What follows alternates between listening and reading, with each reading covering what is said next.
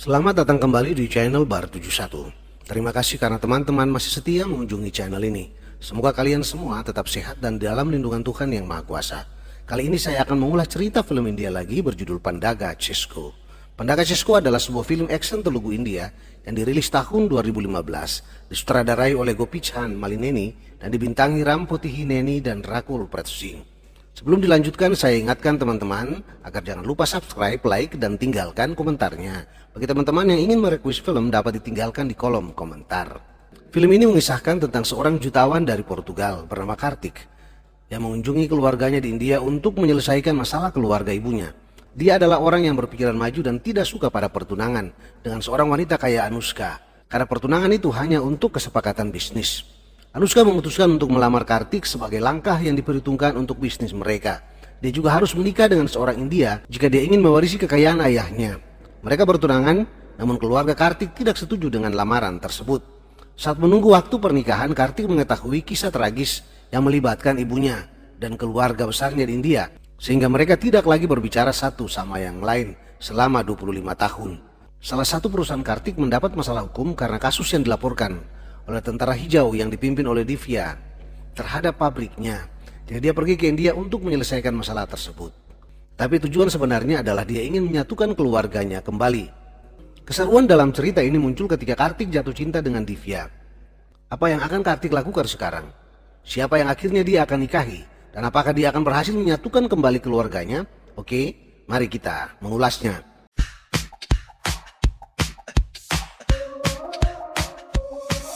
Film dimulai dengan memperlihatkan halaman luar sebuah penjara. Seorang narapidana akan dibebaskan. Terlihat dia dijemput beberapa orang yang adalah saudara-saudaranya. Saat dia diajak pulang, dia tidak mau karena ingin membalas dendam pada pria bernama Bupati karena sebuah masalah dan anak perempuan pria itu yang akan jadi sasarannya. Dia kemudian mengambil mobil dan pergi. Seorang sipir penjara menelpon Bupati dan memberitahukannya. Bupati bersama adik-adik dan anak buahnya pergi mencari pria tersebut. Sebelum mereka tiba, ada beberapa mobil berwarna putih telah menghadang pria itu dan menabraknya. Bupati dan kelompoknya tiba dengan mobil berwarna hitam. Pria itu dikejar, mobilnya terbalik, dan saat dia keluar, dia sedang ditunggu oleh dua kelompok orang yang mengejarnya. Pimpinan kelompok pertama tadi adalah Bupati dan pimpinan kelompok kedua adalah Sairedi. Tapi terlihat mereka tidak akur. Bupati membunuh pria itu dan mereka pergi. Siapa mereka ini dan apa peran mereka dalam kisah ini? Simak terus ceritanya. Terlihat jenazah dari pria yang dibunuh disemayamkan di sebuah rumah, dan jenazahnya dikelilingi beberapa orang pria. Mereka terlihat sedih bercampur marah. Mereka kemudian berencana untuk membalas dendam kepada Bupati dengan cara membunuh anak perempuan semata wayangnya, dan mereka kemudian mencarinya. Film pun berlanjut. Terlihat seorang gadis dalam kereta. Dia menikmati perjalanannya dengan berdiri di depan pintu sambil menikmati udara segar dan indahnya alam. Seorang teman memanggilnya dan diketahui dia bernama Divya. Temannya mengeluh mereka sedang merindukan kekasih mereka, tapi dia menikmati indahnya alam. Tiba-tiba seorang temannya memanggil dan bilang ada telepon. Dia menerimanya, dan yang menelpon adalah ayahnya. Ternyata ayahnya adalah Bupati. Ayah Divya menanyakan kapan dia tiba dan akan menjemputnya. Masih berbicara dengan ayahnya, pamannya menelpon dan bilang dia juga akan menjemputnya. Divya menjadi pusing karena ayah dan pamannya bermusuhan. Dia bingung mau ikut siapa. Kereta tiba, Divya turun. Ayah dan pamannya berbantahan memperebut Divya harus pergi kemana. Kemudian diketahui bahwa ibu Divya adalah adik dari Sairedi. Ternyata Bupati mengusir istrinya dan sekarang tinggal bersama kakaknya Sairedi. Akhirnya Divya memutuskan pergi dengan pamannya dan bilang ayahnya akan bertanggung jawab mencari pasangan hidup baginya dan dia akan tinggal dengan pamannya. Sebelum mereka bubar, ayahnya berjanji akan mencari pria untuk Divya. Pria itu harus pemberani yang bisa menghadapi siapapun. Mereka pun bubar. Film pun berlanjut memperlihatkan seorang pria yang sedang bergoyang di Skondia. Pria ini bernama Kartik. Siapa pria ini? Apakah dia yang akan menjadi jodohnya Divya? Simak terus ceritanya. Kartik menjalankan perusahaan jutaan dolar di Portugal. Dia tinggal bersama ibunya Saraswati, ayah, saudara ipar, dan saudara perempuannya. Kartik menjalankan perusahaan tempat dia mempekerjakan ayah, saudara ipar, dan saudara perempuannya. Dia selalu mengajarkan mereka agar bekerja pada perusahaannya dengan serius dan tekun untuk memajukan perusahaannya. Di meja makan saat mereka makan bersama, Kartik bilang dia ingin ayahnya menikahkannya. Ibunya bilang, apakah itu tidak terburu-buru? Tuhan pasti sudah menyiapkan seorang gadis untukmu, Kartik. Malam itu terlihat seorang gadis melompat dari pagar tembok rumahnya. Ternyata dia adalah Divya. Dia kabur dari rumah pamannya. Dia meninggalkan surat kepada ayah dan pamannya mengeluh karena mereka terus bermusuhan. Dan dia berharap mereka mencari dia bersama-sama. Divya tinggal dengan seorang teman Facebooknya agar tidak bisa dilacak oleh ayah dan pamannya. Kaburnya Divya dari rumah tercium oleh geng yang saudaranya dibunuh bupati. Dia perintahkan anak buahnya untuk mencari Divya di Chennai karena dia berkuliah di sana. Di sebuah stadion terlihat seorang wanita sedang berdebat dengan seorang pria. Wanita ini bernama Anushka. Rupanya dia ingin membeli tim rugby milik pria bernama Tuan Johnson. Tuan Johnson tidak mau menjual timnya. Dia menantang Anushka. Anushka bilang dia akan bermain melawan tim pria yang berada di lapangan. Tuan Johnson bilang jika dia menang, timnya akan diberikan secara gratis. Luar biasa, ternyata wanita ini berhasil menang dan tim milik Tuan Johnson menjadi miliknya. Anushka adalah seorang wanita pengusaha yang sukses. Pagi itu dia sangat terkejut karena pengacaranya menginformasikan bahwa surat wasiat ayahnya dia harus menikah sebelum berusia 24 tahun. Kalau tidak, semua kekayaan ayahnya senilai 3.000 crores akan dihibahkan ke panti asuhan dan dia punya waktu hanya tinggal 30 hari. Dia kemudian menyuruh seorang stafnya Tuan Venkat Rao untuk mencari seorang pria menjadi suaminya yang memiliki kemampuan dan kualitas sama dengan dirinya dan mampu bekerja untuk mengembangkan usahanya. Sementara itu Kartik juga ingin bertemu dengan Anushka, menawarkan kerjasama untuk pengembangan perusahaannya. Mereka berencana mencari Tuan Venkat Rao, orang dekat Anushka. Dari saran temannya, akhirnya Kartik menemukan Tuan Venkat Rao. Singkat cerita, Venkat Rao mempertemukan Anushka dan Kartik. Dari pembicaraan mereka terjadi kesepakatan bisnis. Setelah Kartik pergi, Venkat Rao menyarankan agar Kartik dijadikan suami oleh Anushka. Anushka datang ke rumah Kartik. Tanpa basa-basi, dia langsung melamar Kartik. Dia bilang, "Saya ingin menikahimu." Keluarga Kartik terkejut. Kartik terlihat tenang-tenang saja. Dari penjelasan yang diberikan Anushka, terlihat pernikahan ini bukan karena cinta, tapi hanya karena bisnis. Orang tua dan saudara-saudara Kartik tidak setuju dengan itu. Kartik mengangguk-angguk saja dan bilang, "Besok kita bertunangan." Anushka bilang, "Kita menikah tanggal 15. Keluarga Kartik menjadi sangat terkejut karenanya. Acara pertunangan pun dilaksanakan. Kartik terlihat memasang cincin pertunangan di tangan Anushka dan juga sebaliknya. Keluarganya sangat kecewa karena itu. Kartik mendapat laporan bahwa perusahaan biokimia mereka di India ditutup. Sebuah organisasi telah melaporkannya ke pengadilan. Organisasi itu bernama Tentara Hijau. Dan akhirnya Kartik memutuskan pergi ke India.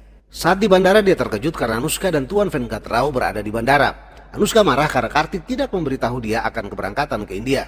Kartik bilang ini mendesak. Anushka marah-marah dan terlihat dia sepertinya mau menguasai Kartik. Karena dia bilang, "Orang yang saya cintai harus berada dalam kendali saya." Kartik berangkat ke India. Kartik tiba di India, seorang staf perusahaannya di India bernama Tuan Konda menjemputnya.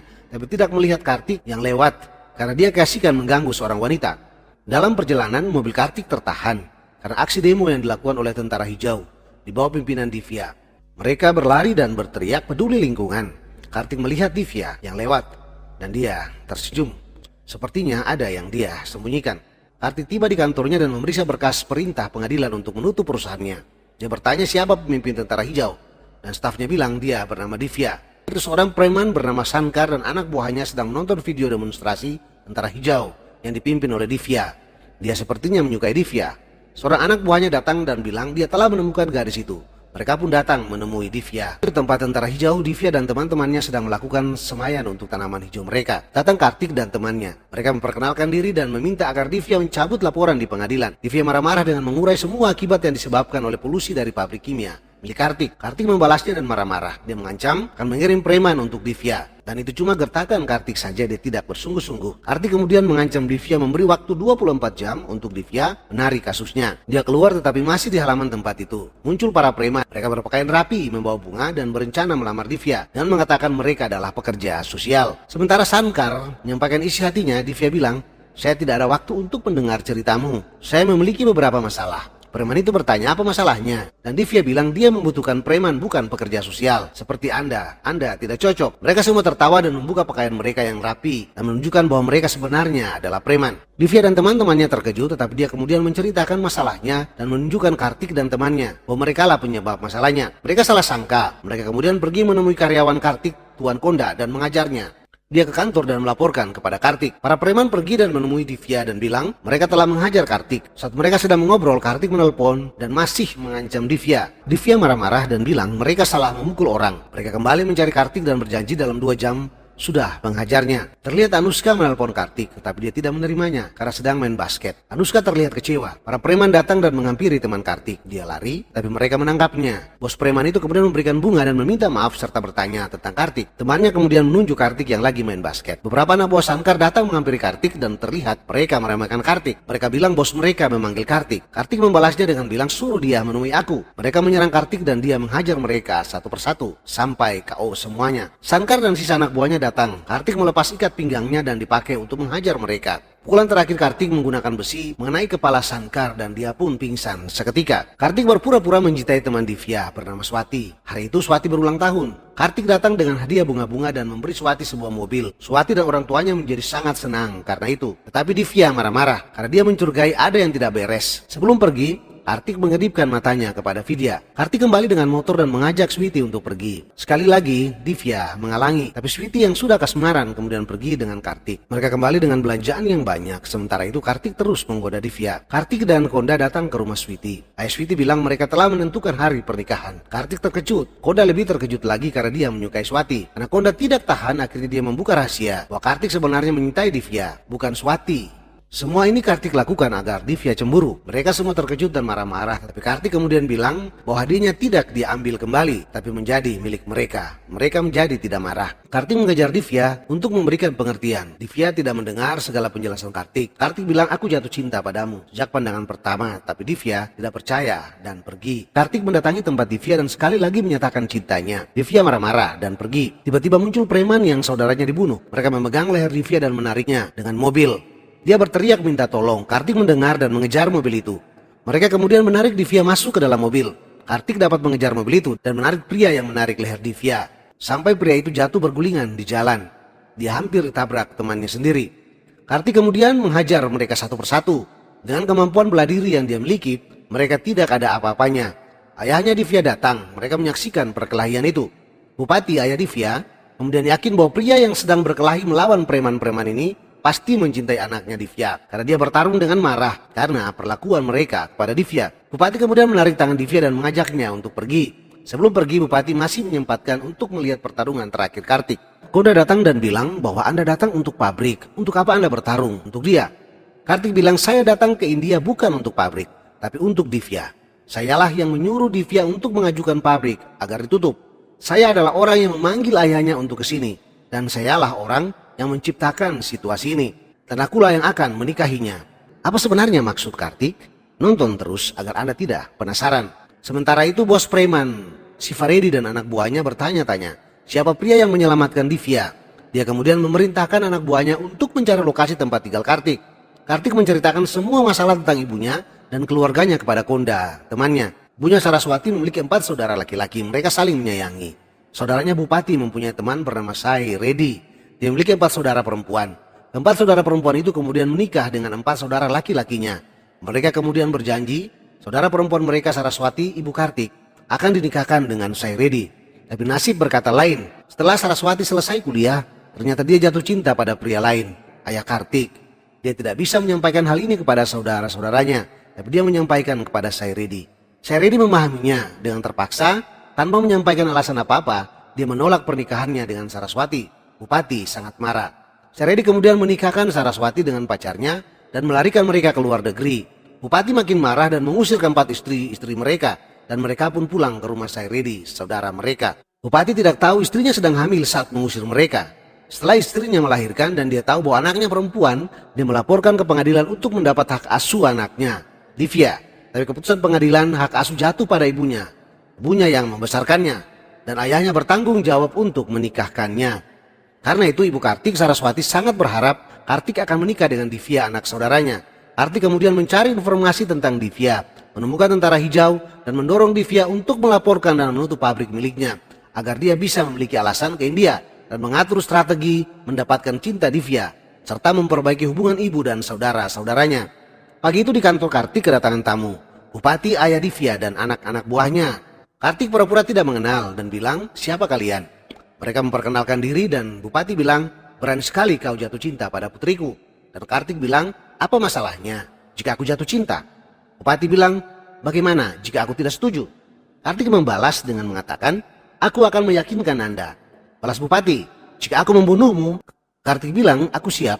Tapi jika seseorang mengganggunya, aku akan membunuhnya." Bupati bilang, "Jika aku setuju, aku akan menjadi menantumu," jawab Kartik. Dan Bupati pun tertawa dan bilang, "Menantu, aku sudah menyukaimu saat pertama kali melihatmu." Kartik bilang, "Tapi putri Anda memiliki prasangka yang salah tentang saya. Beri saya waktu 4 hari untuk meyakinkannya." Sambil berjalan pulang, ayah Divya memeluk bahu Kartik dan menelpon Divya dan bilang dia telah menemukan seorang pria untuk Divya. Bupati menyambung, "Dia pria baik. Berikan waktu 4 hari untuknya untuk meyakinkan kamu." Pamannya tiba dan mendengar pembicaraan Divya dengan ayahnya. Dia bertanya. Divya menjawab, ayahnya telah menemukan seorang pria untuknya. Sairedi kemudian memerintahkan anak buahnya untuk melihat jika ada pria yang mendekati Divya, mereka mengusirnya, dan kalau melawan, mereka membunuhnya. Terlihat Kartik dalam perjalanan menuju rumah Sairedi. Dia dihadang oleh anak buah Sairedi. Seperti biasa, anak buah Sairedi kemudian dihajar oleh Kartik sampai semuanya babak belur. Kartik menyuruh mereka membuka baju dan kemudian bilang bahwa akan membuka rekening untuk mereka semua dan beri deposito sebesar 1 juta. Mereka semuanya kaget dan berdiri serentak. Kartik bilang itu untuk masa depan anak-anak mereka. Mereka kemudian menyanjung Kartik sebagai penolong mereka. Terlihat iring-iringan mengantar Kartik ke rumah Sairedi. Divya terkejut melihatnya dan menelpon ayahnya. Tapi ayahnya bilang, dia di sana selama 4 hari. Jika Divya tidak suka, dia akan dikirim kembali. Sairedi keluar dan marah-marah, tapi anak buahnya bilang, mereka telah menerimanya sebagai pengantin pria mereka. Dan mereka sarankan agar Sairedi menerima dia juga. Sairedi marah, tapi Divya memberikan pengertian dan bilang, dia di sini hanya 4 hari. Jika aku tidak menyukainya, dia akan pergi. Akhirnya pamannya mengizinkan Kartik untuk tinggal di situ. Saat Kartik di sana, dia melihat keresahan di wajah bibi-bibinya karena mereka tidak bisa pergi ke kuil bersama suami mereka. Dia kemudian berjanji akan membuat suami-suami mereka tinggal dengan mereka selamanya. Divya dan pamannya marah dan bilang, "Oh, jangan memberikan harapan palsu bagi mereka." Kartik tetap berkeras, dia akan menepati janjinya. Terlihat Kartik sedang makan dengan paman-pamannya. Dia meludah makannya dan bilang, "Makanan seperti ini tidak pantas dimakan oleh manusia."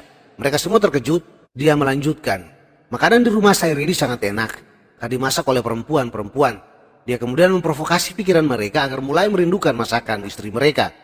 Kartik menelpon ayahnya dan minta agar ayahnya menelpon balik Bupati untuk memanas-manasi agar Bupati terprovokasi untuk mempercepat perkawinan mereka. Ya, Kartik bilang dia akan mengirim anaknya untuk mengacaukan pernikahan anak Bupati. Anaknya akan menculik anak perempuan Bupati sebelum upacara pernikahan. Kartik menyarankan agar istri dari pamannya dikembalikan ke rumah mereka karena dia tidak mau orang tuanya mengetahui bahwa mereka memiliki masalah dengan istri-istri mereka. Dia sarankan agar bibi-bibinya dibawa pulang. Nanti setelah selesai upacara pernikahan, barulah mereka dipulangkan. Bupati dan adik-adiknya setuju, walaupun awalnya Bupati keberatan. Mereka berempat kemudian pergi ke rumah Sairedi, berdiri di halaman dan masing-masing memanggil istri mereka. Istri-istri mereka berpaling dan terlihat sangat senang karena setelah 25 tahun, mereka akan kembali ke suami-suami mereka. Begitu juga suami-suami mereka. Saat melihat istrinya, mereka tersenyum senang. Saat Divya dan Sairedi keluar, Bupati bilang, "Divya, beritahu ibu dan bibi-bibimu untuk mengemasi barang-barang mereka dan kita akan kembali ke rumah." Semua tertawa senang. Divya bertanya kepada ayahnya, "Benarkah?" Dan Bupati mengiyahkan. Divya sangat senang dan bahagia. Begitu juga Sairedi. Kartik keluar dan Bupati bilang, "Semua ini terjadi karena Kartik." Semua berpaling dan melihat Kartik, dia hanya tersenyum. Sairedi maju dan menghampiri Bupati. Tapi Bupati mengangkat tangan dan bilang, "Jika kamu ingin kami bersama, kamu tidak boleh masuk ke rumah kami." Sairedi menahan diri dan melepas keempat saudara perempuannya pergi ke rumah Bupati. Kepergian mereka diantar senyum bahagia Kartik karena dia telah menyatukan paman dan bibi-bibinya. Kebahagiaan juga terlihat di wajah Sairedi karena setelah 25 tahun, akhirnya adik-adik perempuannya bisa bersatu kembali dengan suami mereka. Divya datang menghampiri Kartik membawa berkas laporan pabrik Kartik. Sebagai rasa terima kasih atas apa yang Kartik lakukan, dia memberikan berkas itu kepada Kartik. Tapi Kartik merobeknya. Kartik bilang, "Saya datang bukan untuk pabrik itu, tapi untuk keluarga saya." Divya dan Sairedi terkejut. Dan dia bilang, "Saya putra Saraswati." Sairedi bilang, "Mereka akan membunuhmu jika mereka tahu kau adalah putra Saraswati." Kartik bilang, "Saya siap untuk menerima." Dan dia pun berjalan pergi. Setelah Kartik pergi, Sairedi memeluk bahu Divya dan bilang, "Satu hal baik yang dilakukan ayahmu adalah memilih dia sebagai suamimu." Divya kemudian pergi berlari dan memeluk Kartik dari belakang. Mereka berdua terlihat sangat bahagia. Tapi masih ada tanggung jawab Kartik yang belum selesai, yaitu menyatakan kebenaran ini kepada Bupati pamannya dan mendamaikan ibu dan ayahnya dengan mereka. Sementara itu terlihat Anushka dan Venkat Rao sedang berdebat, membicarakan Kartik yang setelah ke India tidak pernah menelpon dan ditelepon juga tidak diangkat. Akhirnya diputuskan Venkat Rao pergi ke India. Besoknya di rumah Bupati, Divya datang untuk pertama kalinya sejak dia lahir dan disambut oleh semua keluarga dengan senang. Bupati bertanya kepada Kartik, kapan orang tuanya datang? Kartik bilang mereka sedang dalam perjalanan. Tidak lama kemudian sebuah mobil datang dan yang datang adalah Swati dan kedua orang tuanya. Rupanya Kartik membayar mereka untuk berperan sebagai ayah dan ibunya. Mereka disambut keluarga Bupati. Dompet Kartik terjatuh dan ditemukan oleh seorang pamannya. Terlihat foto Kartik dan ibunya saat dia masih kecil. Divya sangat khawatir. Untunglah Kartik cepat datang dan mengambil dompetnya dan mencoba mengelabui mereka. Muncul Konda, temannya. Dia mengalihkan pembicaraan bahwa Konda yang ada di foto itu, dia anak Saraswati. Spontan saja mereka bertanya untuk apa dia datang. Dan Konda bilang dia datang untuk menjemput gadis itu. Dia menunjuk Swati. Divya dengan cepat merubah posisi berdiri mereka sehingga telunjuk Konda menjadi diarahkan kepadanya. Mereka semua akan menghajar Konda tetapi dihalang Kartik. Kartik berpura-pura memukul Konda dan membawanya keluar ke sebuah ruangan. Dan berterima kasih karena kehadiran Konda menyelamatkan dirinya. Dia memberikan penjelasan kepada Konda tentang permainan yang sedang berlangsung. Hal mengejutkan terjadi. Venkat Rao datang dan hampir merusak semua rencana. Dengan gayanya seperti preman, dia dipukul dan akhirnya terdiam. Venkat Rao akhirnya tahu Kartik akan menikah. Dia marah-marah, tapi Kartik memberikan penjelasan kepadanya dan bilang, waktunya pada tanggal 31 jika Anushka tidak jadi menikah, dia pasti akan memilih Venkat Rao sebagai suaminya. Dan akhirnya Venkat Rao pun diam. Kartik kemudian menciptakan sebuah alasan yang bisa menghadirkan orang tuanya dalam acara pernikahan. Akhirnya pamannya Bupati menelpon dan mengundang Saraswati dan suaminya untuk datang. Mereka berdua sangat senang dan pergi ke India. Terlihat ibu Kartik tiba di rumah Bupati. Matanya berkaca-kaca karena setelah 25 tahun akhirnya dia bisa datang lagi di sini. Mereka disambut walaupun masih terlihat sangat dingin sambutannya. Saat mau masuk, ibu Kartik memanggil Anushka yang biasa dipanggil Sweety. Dan seorang perempuan turun dari mobil. Semua orang berpaling dan melihat Anushka yang cantik dan seksi turun dari mobil. Kartik sangat terkejut. Pasti dalam hati dia bilang, mampus aku. Venkat Rao juga terkejut. Wajah semua orang terlihat bertanya, siapa wanita ini? Dia datang dan menyapa Kartik, hai sayang. Semua orang terheran-heran. Oke, kita lanjut. Saat di dapur, Saraswati akan membagi bingkisan yang dia bawa kepada ipar-iparnya. Mereka menolak karena marah kepadanya. Divya menjadi tidak tahan dan terpaksa membuka rahasianya bahwa Kartik anak Saraswati. Mereka terkejut. Kartik datang dan melanjutkan menceritakan kesedihan ibunya. Selama ini mereka kemudian berpelukan dan saling memaafkan. Saat dilakukan ritual persiapan pernikahan, pendeta memanggil pengantin wanita dan Divya muncul diikuti Anushka. Semua orang menjadi terheran-heran karena ada dua pengantin wanita. Pendeta juga memanggil pengantin pria. Kartik keluar dan spontan Anushka datang memeluk dan menciumnya. Mata semua orang terbelalak melihatnya. Mereka bertanya, kenapa dia menciummu? Kartik mencari alasan dan bilang bahwa ini biasa di luar negeri. Kalau di India orang berjabat tangan, di luar negeri orang saling berciuman. Setelah mendengarnya, Divya tidak mau kalah. Dia maju dan mencium Kartik. Anushka juga tidak mau kalah dan akhirnya Kartik dicium berbalas-balasan oleh kedua gadis tersebut. Beruntung banget si Kartik, kata Venkat Rao. Sankar sudah tersadar dari komanya. Dia perintahkan anak buahnya untuk menculik Divya. Malam harinya, mereka pergi ke rumah Bupati untuk menculik Divya. Tetapi mereka salah menculik. Yang diculik adalah Anushka. Venkat Rao juga meminta untuk diculik bersama Anushka. Kartik menjadi aman karena pengantin wanitanya tinggal satu. Esoknya penculik membuka tutup kepala Anushka dan Venkat Rao. Anushka marah-marah. Venkat Rao mengingatkan bahwa beberapa menit lagi waktu Anushka akan habis dan dia akan kehilangan 3.000 crores jika dia tidak menikah. Venkat Rao menawarkan diri menjadi pengantin prianya. Anushka menampar Venkat Rao. Setelah itu dia mengambil pistol di meja dan menodong Sankar untuk mengalungkan kalung pernikahan ke lehernya.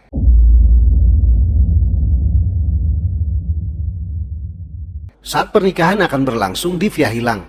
Ternyata dia diculik oleh penjahat yang adiknya dibunuh. Dia berencana menikahkan Divya dengan seorang adiknya yang lain.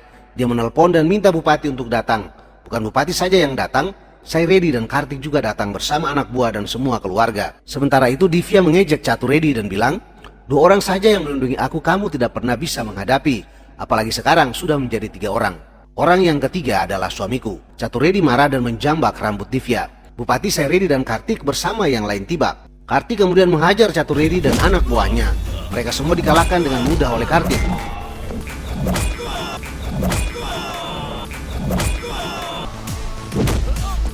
Kartik meletakkan golok di leher Chaturedi dan memberikan nasihat agar dia jangan lagi mendendam. Bupati bilang, karena pendeta sudah ada di sini, panggil orang tuamu agar pernikahan dilangsungkan di sini saja. Muncul ibu Kartik gadungan dan bilang, ayah dan adiknya sudah berada di bandara. Dia datang untuk menjemput Kartik dan pernikahan dibatalkan. Kartik kemudian berakting menelpon dan bilang ayahnya mau agar pernikahan dibatalkan. Bupati bilang Andalah yang jatuh cinta padanya. Andalah yang ingin menikahinya. Mengapa Anda membutuhkan persetujuan ayah Anda? Kata ini yang sedang ditunggu Kartik sebagai senjata. Kartik melanjutkan, bukankah salah menikah tanpa restu orang tua? Bupati bilang, tidak. Daripada memberitahu orang yang tidak mengerti cinta Anda, lebih baik menikah tanpa sepengetahuan mereka. Bukankah itu salah? Bupati menegaskan dengan suara keras. Kartik mengulang lagi, bukankah itu salah? Bupati menegaskan dengan suara keras, oh tidak. Dengan suara keras Kartik bilang, lalu mengapa yang ibu saya lakukan 25 tahun yang lalu itu salah? Kartik mulai membuka tabirnya. Bupati terkejut, bahkan juga semua orang yang ada di situ. Tapi ibunya tetap tenang, karena tahu ini akan terjadi. Dan Sairedi terlihat mengangguk membenarkan. Saraswati bergeser agar terlihat Bupati bahwa dia adalah ibu Kartik. Dia melangkah maju. Bupati bilang, dia ibumu? Kartik mengulangi semua kata-kata Bupati tadi dan bilang, kenapa kamu memarahi ibuku? Kartik mengeluarkan sejumlah kalimat yang tentu saja menghancurkan marah dan dendam di hati Bupati. Dia mengakhiri dan bilang, saya memiliki sebuah permintaan. Anda hidup dengan dendam selama ini. Sekarang hiduplah dengan cinta. Tolonglah. Bupati terpukul dan dia hampir jatuh. Dia kemudian memanggil Saraswati adiknya untuk datang, memegang tangannya dan minta maaf. Tapi Saraswati bilang, jangan minta maaf kepada saya, tapi dia kemudian menunjuk Sairedi. Saraswati bercerita bahwa kalau bukan karena dia, martabat keluarga kita telah ternoda sejak lama. Dia kemudian bercerita bahwa dia hamil dengan pacarnya. Dia sampaikan hal ini kepada Sairedi. Sebagai seorang sahabat, Sairedi tidak ingin sahabatnya Bupati malu karena itu. Dengan diam-diam dia menikahkan Saraswati dengan pacarnya dan melarikan mereka ke luar negeri dan membatalkan rencana pernikahannya dengan Saraswati. Karena hal itulah dia mendapat amarah dan kebencian dari Bupati, sahabatnya, selama 25 tahun. Kembali lagi Bupati menjadi sangat menyesal. Dia berjalan menghampiri Sairedi, meminta maaf, dan mereka berpelukan. Semua orang senang dan tersenyum bahagia. Kartik telah berhasil mempersatukan keluarga besarnya kembali.